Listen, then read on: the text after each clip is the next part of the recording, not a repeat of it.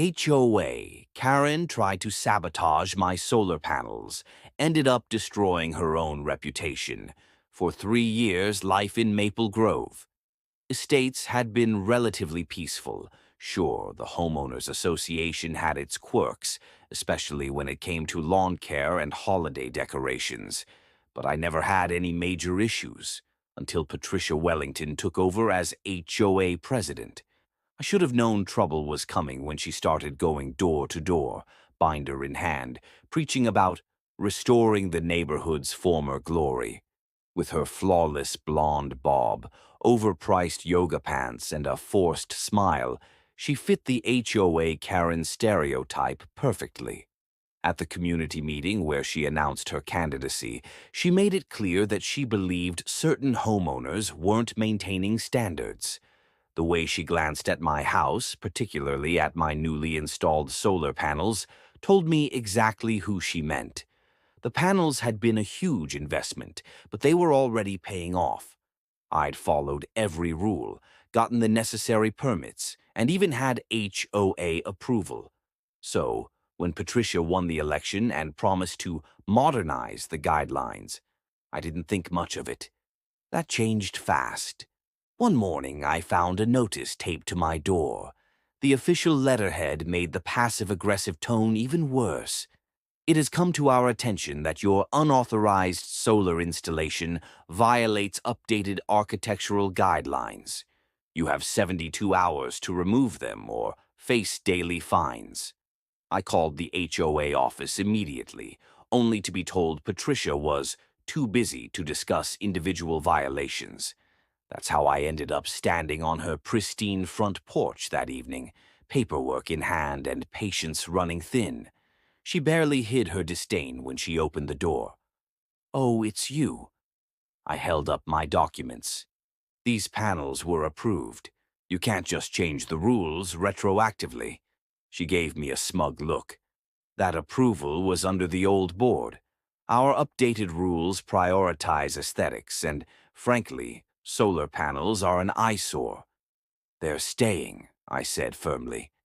"And if you try to fine me, I'll take legal action." Her expression darkened. "Well, if that's your attitude, we'll handle this officially. Don't say I didn't try to be reasonable." She shut the door in my face. I wasn't too worried. A lawyer friend confirmed that the HOA had no legal standing to force me to remove something previously approved. I figured that would be the end of it. I was wrong. A few days later, my power cut out in the middle of the afternoon. At first, I thought it was just an outage, but when I checked my electrical panel, I found something that made my blood boil. The cables connecting my solar system to the grid had been deliberately severed. As I stood there fuming, my neighbor Jeff ran over.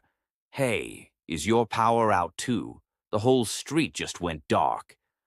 That's when I realized something Patricia hadn't considered. My solar setup was part of a net metering system that helped stabilize the neighborhood's grid. By cutting my lines, she hadn't just shut off my power.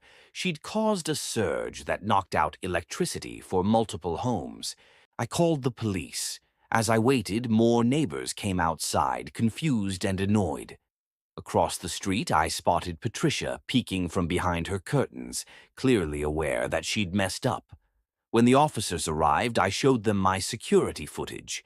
Clear as day, there was Patricia, casually walking up in her designer sneakers and using industrial wire cutters on my cables.